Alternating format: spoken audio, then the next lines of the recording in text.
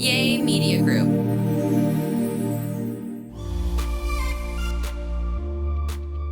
Welcome to This Is Life. My name is Heather. No more locked doors. So I learned in the last episode that my husband has trauma with locked doors. And the crazy thing is we're talking about breaking the cycle. If you've not listened to the past 2 episodes, I want to encourage you to do that. This is the last of the 3 episodes, or the last of the series that we're doing. But I didn't know that my husband was so passionate about locked doors. I keep the doors locked all day long. I work from home. I'm home pretty much the whole day. I work out from home. I'm always home.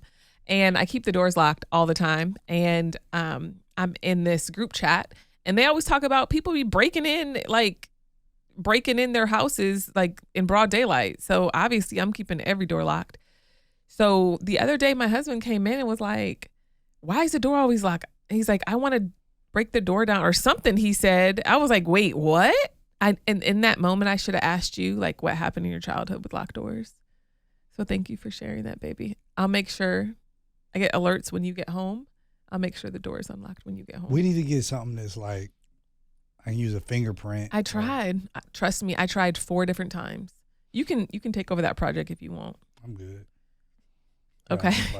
But in breaking the cycle, one of the things that I noticed that my husband would do, and this is where he was leading on it, and I'm thankful for that, is where if he noticed there was tension, he would call out the tension.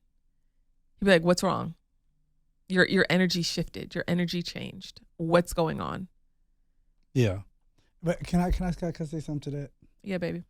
We can't, outside the cycle, you can't make somebody else's responsibility to call out something that you know to be true about yourself. You know what I'm saying? Yeah. I think the last time when I did that to you, I was like, hey, we got to stop doing that. Mm-hmm. Like, you got to stop. You got to stop. Like, if you know your energy's shifting, you know your energy's changing, and you feel like it's a conversation needs to be had or something needs to be said, then just say it. Or if you feel like your energy's shifting and it has nothing to do with each other, then be like, yo, I'm feeling some type of way right now, but it ain't really got nothing to do with you. I'm really focused on something else. I feel like that's a lot better because the energy shifts. And like I'm a big believer in that. I can sense it. Like even being around the horses when we were in Austin, like it was like to understand like the flow of how that happens and being able to tell like when something's off. Yeah. I feel like it's important enough for us to be able to call it out and say, something's off, something's wrong. We need to fix it. We need to move forward. Yeah. No, I agree. I definitely agree. But as somebody who processes things for long periods of time, sometimes too long, my processing can turn into overthinking very quickly. That's what I'm trying to avoid. Right. That's what we're trying to avoid. So he called me out on it when we went on a recent trip. And he's like, hey, your energy shifted. What's going on? Because what I get doing is I get quiet and I start thinking. And I start thinking and I'm not saying anything. I'm still present, but like my energy shifted and I'm now worried about a situation or stressed about something. And so he called it out very quickly. And it made me realize like, hey, you don't have to hide what you're going through. He actually cares about what you're going through and he can actually help you. So now it's him creating this environment where we're talking about things. So I hate drama. Preach. I hate drama. I hate tension. Like I hate it. Yeah. Like I love peace. Mm-hmm. And we're in situations where it's like you feeling a certain type of way or something like that. Like to be able to just hold that is like I got homies who tell me like how their wives like will hold something in for like 4 or 5 days. And I'm like, I can't go that long. No. I can't. You would call it out so quick. I'm like, yo, you don't say nothing. He's like, nah, bro. I just let her do her thing. And I'm like, he's like, yeah, she be slamming the refrigerator door and slamming the car door and slamming the bedroom door. And when she get into bed, she pull all the covers on her side. And I'm like, like to me, that's childish stuff. I can't do that. I can't be in that. When I sense it, it's like, no, we gotta deal with this crap right now. What's going on? What you thinking? Because in this, if you continue to ruminate on this, it's only going to get worse. Yeah. Like we've seen the pattern. It does not get better because typically we always think the worst We go and we think the worst. We're not thinking the best, which is biblical and scriptural. We usually think the worst. Yeah. We think the worst case scenario. We think the worst about each other. This person is my enemy. This person does not care about me. And we go down that road. We go down that cycle. I just think we need to stop that cycle. Yeah, I agree. And so first step is calling it out, I think would be the first step, is saying, hey, we are in this cycle and we need to get out of it. And the second step is just being super intentional about loving each other and respecting each other. Like him being intentional about loving me made me want to respect and do whatsoever, right? But there's going to be moments where I know you're not going to be in a perfect place where you're loving, where I feel super loved, right? And maybe I need to lead on respect, right? Mm-hmm. And that's okay. I can still lead on respect because you're not perfect, and but just being intentional about. And my mindset is, how can I best serve my husband? Like, I just want to serve him and make his life easier and better, however that looks. Like, that's what I want to do. That's it. Like, that's it. He's not my enemy. I love him. I'm here to serve him and make his life better. And that's my perspective on that. And then in turn, I'm finding that he's naturally loving me more. And now we're a team, and now we're working together. And now it's like we're rebuilding and recovering and rewiring our brain.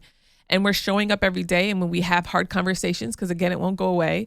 You have hard conversations, you're working through it and you're being accountable, and you're not blaming the other person, but you're taking responsibility for where you are, because there's a cloud while you're in the cycle. It's like a cloud. You can't think clearly. You won't take accountability. You play the blame game. You think your spouse is the issue. Your job is the issue. It's always everybody else. And it's hard to look at yourself and say, you know what? I need to change. I need to work on some things. I need to work on the way I talk. I need to work on my disrespect that I have towards my spouse. I need to work on me. But you can't take accountability in the cycle. You've got to break out of it to move forward. And I think a good indication to know, like, okay, if I am disrespectful or if I am unloving, it is like some of the stuff you just said, like how we think about each other. Yeah. How we talk to each other, how we look at each other. Yeah. Like I got homies too who are like, their wives would tell them like, oh, I'm so disgusted with you. I would be so sad. Oh man, I told like, one dude, I was that, like, man, if my wife ever. ever. But we different. Talk like that. We different. Yeah, I don't talk like but that. I'm just saying, like, if you're in that type of situation, and you may not ever say it, but if you think it, it's one of those things where it's a good indication. Yeah. It's a good indicator that y'all see each other as enemies. Yeah. And now y'all come into this cycle where you're just enemies. Like, how did y'all get there? Yeah. Like, you need to pause for a second. Like, how did he become my enemy? And it could be a series of bad situations. You feel what I'm saying? Like, you have a series of really, really bad situations, or a series of mishaps, or a series of mess ups, a series of mistakes, a series of issues, a series of resentment, bitterness, and it's just it compiles up. Yeah, and it starts off very small. That's why the Bible says it's the small foxes that spoil the vine. Yeah, because the theory of the verse is that the large foxes, they'll eat the fruit of the vine. Mm-hmm. The small foxes, they can't reach the fruit. So guess what they eat? They eat the vine. It's one thing when you eat at the fruit, then the fruit can grow back. Yeah. But when you eat the vine, you don't get a vine or fruit. So it destroys the entire vineyard. So it's the small things, and it's the small things that continue to build up. It's that one time when you look at your husband, you're like, he get on my nerves. It's a small thing, and you may not think anything of it right now, but after 4 years of he get on my nerves. Or he's so dumb. And finding all this evidence to try to prove why he get on your nerves, or why he's so dumb, or why he's not a good leader, it begins to compound. And you start to look up. You once had a vineyard on your wedding day, and now your vineyard's been torn to shreds because all the small foxes then came through and ate away the vineyards. So now you have no more fruit in your marriage. And now you live like crap. You think like crap. You may look like crap. And so you gotta destroy the small foxes. You look like crap though, dang. But you know what? There is a letting go that begins to happen. There is a letting go that can happen in a marriage. But physical is the last. You gotta let it go. Physical is the last. I mean, first let's get your marriage right, and then y'all go to the gym together and start eating healthy together. But yeah, you have to look big picture. Think about in 40, 50 years where you're standing around with your grandchildren and your spouse and, you're sharing your stories on how you fought for your marriage. And I think it's something beautiful that can happen if you just decide to keep fighting. I know it's tough. I know it's hard. I know might be one of the hardest things you've ever done, especially if you've just seen a series of your friends get divorced, aunties divorced, your parents are divorced. But deep down in your heart, you feel like, man, I married a really good person, but we're just in the cycle. So I want to break out of it, and I want to have the best marriage. I want to have the type of marriage where my kids are like, y'all are cringe because y'all love each other way too much. Like, I don't want our children to have and to be growing up in a household that's just what's the word, that has an atmosphere of strife. Yeah. Because guess what? Then your kids start fighting all the time. And then you're like, why do my kids fight so much? Because y'all fight so much. And that's what you're bringing into the household. That's what you're planting in your household. The energy of the house. It is. The energy is strife. It is hate. It is bitterness. It is resentment. It is all those things. So why not have a brand new slate today? Like, why not just be like, you know what? The past is the past. Whatever happened, happened. Today's a new day. I'm not going to keep throwing the past in my spouse's face. I'm just going to move forward, and I'm just going to believe the best, that this will be the best marriage that I've ever had. Yeah. I mean, you really want your marriage to be Sigma Riz. You don't want your marriage to be skibbity doo toilet. You don't want it to be mid, and you don't want it to be mid. You don't want a mid marriage. Yeah. You don't want to be skibbity doo toilet Ohio. You want to eat and leave no crumbs. Boom. You want a Sigma relationship. You did that. You did that. You know? did that. And that's but that's what we trying to get y'all to have. No cap. But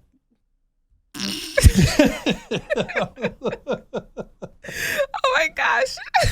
Our kids would cringe so much right now. God. They would cringe. Our kid, they would be like, stop it. Stop. Stay in your generation. That's what they would say. Stay in your generation. They're like, we're Gen Alphas. That's what we are. We're Gen Alphas. Taylor asked me, were there TVs around when I was younger? What? There was, but they were the box Don't TVs do this. with Don't do this. You had to. Don't do this. You had to This is not what we're doing. You just get the local stations. That's not what we're doing. Maybe. This is not what we're doing. It's not what we're doing. We're like, getting old. did you have TVs when you were younger? How old do you think I am, girl? Yes, we had TVs. She was like, and there weren't dinosaurs, were there? Yeah, my daughter asked. We send you to a private school, baby girl. I'm going to need for you to learn chronological order. I'm going to need you to learn years and dates and history. She asked me if you were around during slavery. Yeah, I remember that. Taylor asked me, was I around during slavery? I was like, I was born in the 80s, Tay. Like, oh my God. No, slavery was abolished by then. Oh my I'm God. like, what do they teach you at your school? In certain parts of the world, it's still going on, but nevertheless. It's a different type of slavery. Come on, But we somebody. appreciate you guys for rocking with us. Yo, it's been a dope series. If you're in the cycle, great. get up out there. Break it. Get up out that ish. Love your spouse. Like, y'all get out of it and then just go have a bunch of sex tonight. I knew he was about to say that. The sex is better when you're not in the cycle. I'm Riz God, Sigma God about this piece. Oh gosh. Introduces. We out. Love you.